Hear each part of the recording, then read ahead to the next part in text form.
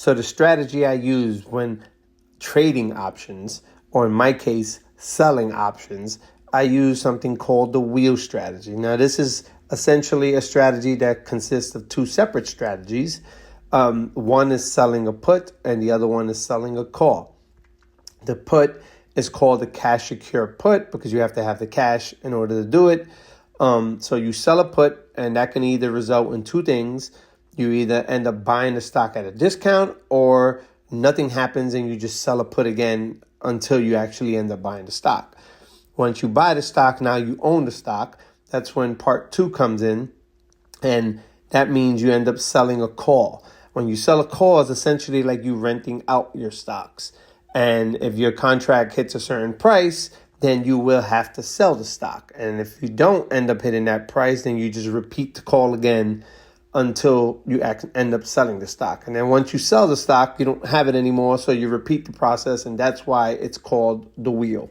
So a few other things that are very important when selling options, I'm going to show you right now. Now, first off, this platform you see right here, this is Robinhood platform.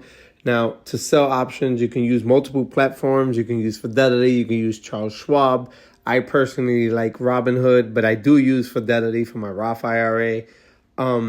And I believe Robinhood, the interface is so easy to use. So this is what Robinhood would look like. So here's what it would look like when you actually sell an option. So let's search a stock, and we're going to search for SoFi because that's what we've been using. So you search SoFi, pops up, then you hit trade, and then you go to trade options. And forget about what you see at the bottom because you might get confused. Maybe later on you can do your research on that stuff. But here's what you want to focus on is the top, which is the dates.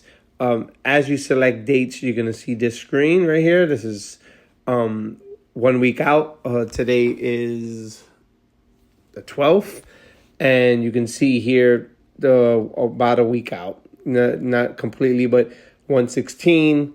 Then you have January 23rd, January 30th, February 6th. And if you notice, these prices on the right-hand side, this is what you get per share, right, as a premium. So as you notice, if you start January 16th, the premiums are lower, right? 107, 134, 174. And then as you go, the premiums change because time gives you more premium and also volatility in the market, right? If there's something called IV, which you could do your research on later on, that's just when the market expects a stock to make a significant move at a certain time. That can also affect the price of the premium. But that's what you worry about. And then there's these two options. There's the buy and sell button, which we would not focus on the buy because what we do is sell options. Remember, we're the insurance company. We're selling people insurance. We're selling the buyers insurance and getting paid a premium. When you buy, it's just money coming out of your pocket. When you sell, you're getting money instantly. As soon as you open up a contract, you get paid. And the two things we'll be doing will be a put. A put means you're trying to buy the stock. And a call means you already own the stock and you just want to rent it out. So when you do a put, for example, let's just go to February 13th. That's about 30 days out. As you can see in the middle where it says share price, it says 28.05. That's actually where the price of SoFi is currently. And when you're doing a put, you want to buy the stock at a discounted price. So you're going to want to select something under 28.05. And if you see here, if you want to buy it at $28, in 30 days, you'll get $205. Because remember, that's $2.05 per share. And each contract with options is 100 shares. So you're going to get $205 instantly to use. And at the expiration, right, if you hold it without doing anything, that $200 is yours. You can use it instantly. If you plan to close this any earlier, don't do anything with the $200 because you might have to buy it back, right? You might have to buy this back for $50 or $40 if you wanted to. So you can't use all the money because you get the money instantly as a credit in your account. However, you still have to wait for the contract to end. It's kind of like the insurance company, right? You give them a premium up front and they just wait till renewal and see if you got an accident. If you don't get into an accident, they keep all that as profit and move on to the next contract, which is the renewal.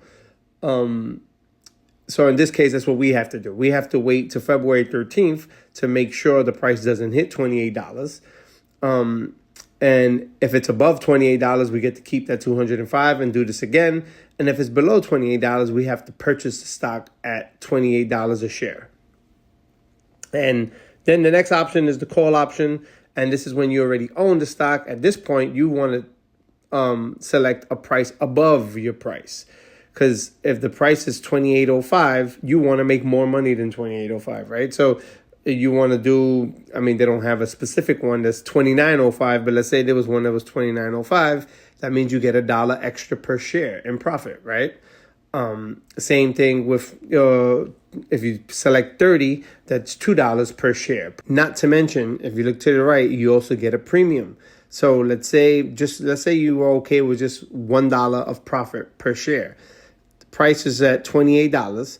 You can sell it for $29, and you're going to collect $149 of premium, plus you collect $100 in profit for the price, because right now the price is at $28 and you're selling it for $29. So if the price is $29 or above, you make $100 there and $150 of the premium. So that's $250 in 30 days you're going to make instantly, right? Just for getting rid of the stocks. And then you start the process all over.